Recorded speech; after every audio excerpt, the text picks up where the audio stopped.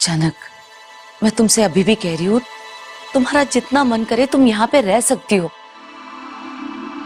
क्यों जिद कर रही हो? तुम कहाँ जाओगी? कहीं भी जाऊं उससे क्या फर्क पड़ता है? प्लीज ऐसे सवाल मत पूछिए मुझसे, और यहाँ रहने के लिए बिल्कुल फोर्स मत कीजिएगा। जनक, मुझसे गुस्सा क्यों हो रही हो तुम? मैं तो बस पूछ रही हूँ। मुझे कुछ नहीं कहना है, किसी से भी कुछ नहीं कहना है। जनक, मैं समझ सकती हूँ तुम्हें बहुत दर्द हो रहा है, तुम अंदर से पूरी तरह से टूट गई हो, लेकिन हाँ, तो दर्द सहने की भी एक हद होती है ना।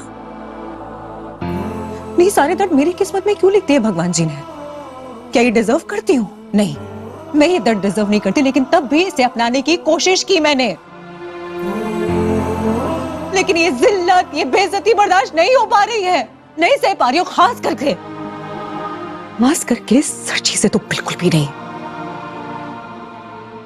क्या मैंने कभी कुछ मांगा किसी से भी? उनसे शादी करना चाहती थी मैं? नहीं, शादी नहीं करना चाहती थी मैं। मुझे नहीं चाहिए था ये शादी हो, क्योंकि मैं अपनी दीदी का घर नहीं तोड़ना चाहती थी, फिर मेरे साथ ऐसा मेरी... जनक, छोड़ दो इन सब बातों को, भूल जाओ तू प्लीज। हाँ, तो छोड़ना ही तो पड़ेगा, भूलना पड़ेगा, इस चैप्टर को ही भूलना पड़ेगा। और अब जहां मीनू के घर पर झनक एकदम से टूटी हुई दिख रही है, चारों तरफ से धोखा खाकर, वहीं फैसले भी अब उसे लेने होंगे बड़े बड़े। अगर तुम ऐसा कर पाती तो कितना अच्छा होता। मैं जानती हूँ तुम इसे भुला नहीं सकती हो, लेकिन कोशिश तो करो। इन सारी बातों को अपने दिल के किसी कोने में दबा दो, क्योंकि इसके बारे में जितना सोचोगी तुम्हें दर्द ही मिलेगा। तो दर्द ही तो नहीं सहा जा रहा ना, जो दर्द हो रहा है ना, आप समझ ही नहीं पा रही हूँ कि ये दर्द और सहने की हिम्मत मुझ में बाकी है, बची है या नहीं। एक जो हद होती ना, वो हद भी पार हो चुकी है मीनू मैम। तो अब मैं उनके बारे में नहीं सोचूंगी। मैं खुद को और दर्द नहीं दे सकती, उनके नाम का दर्द और नहीं दे सकती हूँ मैं। मुझे एक नया सफर शुरू करना है जिंदगी का। अब मैं उस पे ही फोकस करूंगी, फिर देखा जाएगा कि इस दर्द से मैं उभर पाती हूँ या नहीं। लेकिन मेरे पापा कहते थे हमेशा कि जनक, तुझे बहुत आगे बढ़ना है, तुझे ऊंचाइयां छूनी है, तुझे बहुत बड़ा काम करना है जिंदगी में। लेकिन ये भी तो सच है कि मुझे मेरे अपने छोड़कर जा रहे हैं, मुझे एकदम अकेला कर दिया। और अब जहां मीनू के सामने सारी दिल की बातें बोल रही है झनक, सवाल भी खुद कर रही है और जवाब भी खुद दे रही है, बिल्कुल उलझ सी गई है झनक। लेकिन जो अकेला होता है ना, वो कामयाब होता है, और जो कामयाब होता है वो जिंदगी में सबसे अकेला। ये ना पूरा सर्कल है, ये सर्कल है, मुझे इस फेर में पड़ना है। पता है, मैंने कभी अपने बारे में नहीं सोचा, पहले मैंने कामयाब होने के बारे में सोचा ही नहीं, लेकिन अब मैं खुद को कामयाब बनाऊंगी, खुद पे मेहनत करूंगी, और मैं बहुत बड़ी बनूंगी मीनू मैम, बहुत बड़ी। मैं अब अपने बारे में सोचूंगी और कामयाब बनूंगी। मुझे नहीं पता कि यहां से मेरी जिंदगी मुझे कहां लेके जाएगी, लेकिन इतना जानती हूं कि अब सर्ची के नाम का दर्द झनक नहीं सहेगी।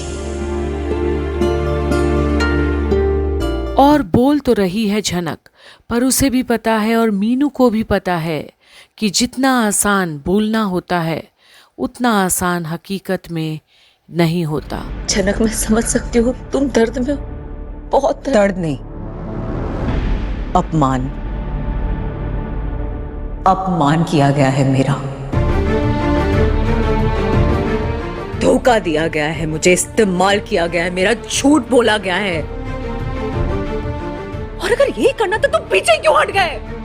देखो, आदित्य कुछ कहना चाह रहा था ना, अनिरुद्ध ने उसे रोका, शायद वो कुछ बताना चाह रहा था। कोई और बात हो ही नहीं सकती है, कैसे हो सकती है? अरे आपको पता नहीं मीनू मैम, बहुत बड़े झूठे हैं वो। अरे इतना बड़ा झूठ बोला, अभी भी तो झूठ बोला ना कि उन्हें कैंसर है, वो मरने वाले, उन्होंने मुझसे बोला कि जनक, मैं तुमसे शादी करना चाहता हूँ। मैं इतनी बड़ी बेवकूफ, सब कुछ नहीं सोचा। मैं उनसे शादी करने के लिए तैयार हो गई थी मीनू मैम, मैं। और फिर उन्होंने क्या कहा? फिर उन्होंने सबके सामने मुझे ठुकरा दिया। फिर एक बार जैसे कि मैं कोई इंसान नहीं हूँ, कोई चीज हूँ, कोई तिनका हूँ, जैसे ऐसे बस जिंदगी से निकाल के फेंक दिया। और ये जो दर्द महसूस कर रही है झनक, इस पर कैसे मरहम लगाएगा कोई? ये घाव तो सूखने से रहा है इतना जल्दी। लेकिन उनके पास तो कोई और रास्ता नहीं था ना। अगर मैं भी उनकी जगह होती तो मैं भी यही करती। लेकिन रही बात मेरी, तो मैं ही नहीं कर सकती थी। एक बच्चे की माँ को इतना बड़ा दर्द देकर मैं खुश नहीं रह पाती। मैं उनके साथ घर बसा के कैसे खुश रह पाती? लेकिन ये तो मेरी सोच है ना। ये तो मैं हूँ, ये मैं सोच रही हूँ। लेकिन उन्होंने क्या किया? उन्होंने तो मुझसे बोला था ना कि जनक, मैं तुम्हारे बिना जी नहीं पाऊंगा, जिंदगी के आखिरी पल मैं तुम्हारे साथ बिताना चाहता हूँ। तो अब क्या हुआ? आप कैसे अपनी जिंदगी जी पा रहे हैं? आप एक भी पल कैसे गुजार पा रहे हैं? अब मेरी दीदी अर्शी दीदी के साथ अपना घर कैसे बसा के खुश है, वो मैं जानना चाहती हूँ। जिस मंडप में मेरी शादी होनी थी, उस मंडप में मेरी दीदी से शादी कर ली। और इससे बड़ी जिल्लत, इससे बड़ी बेइज्जती की बात क्या हो सकती है? क्या हो सकती है इससे बड़ी बेइज्जती की बात? और किसी को इतना हक है किसी के साथ ऐसा करते हैं? इतनी ताकत है किसी के पास, लेकिन मैंने उन्हें ये ताकत दी कि वो मेरी जिंदगी बर्बाद कर सके हमेशा के लिए। और अब नहीं, इसकी भरपाई उन्हें करनी होगी, जिंदगी भर भरपाई करनी होगी। और अब जहां झनक को अनी से इस कदर धुतकारने जाने पर गुस्सा भी है और रोना भी आ रहा है, वहीं अब क्या वो अनी को भी उस दर्द से आजादी दिला पाएगी? लेकिन नहीं, वो तो इससे भी बच के निकल जाएंगे। वो जैसे इंसान है ना, उन्हें इससे भी फर्क नहीं पड़ेगा, वो इससे भी बच के निकल जाएंगे। जनक, तुम अनिरुद्ध को नहीं, गलत नहीं समझ रही हूं मैं। आपको इज्जत मैं गलत लग रही हूँ ना, क्योंकि आप उनके पॉइंट ऑफ व्यू से सोच रही है। लेकिन मेरा नजरिया अलग है। और मेरी नजर में पता है वो कौन है? क्रिमिनल है, मुजरिम है, जो लोगों के इमोशंस के साथ खेलते हैं, जो लोगों की फीलिंग्स के साथ खेलते हैं। अरे फीलिंग्स की तो कदर ही नहीं है उन्हें, और मैं इसके लिए जिंदगी भर उन्हें माफ नहीं करूंगी, कभी माफ नहीं करूंगी। मेरा दम घुट रहा है इस शहर में। मुझे जाना होगा। मुझे ना बहुत सारी पैकिंग करनी है, बहुत रात हो गई है। आप जाइए, आप मेरे बारे में मत सोचिएगा। मैं ठीक हूँ, मुझे पैकिंग करनी है, मुझे जाना है।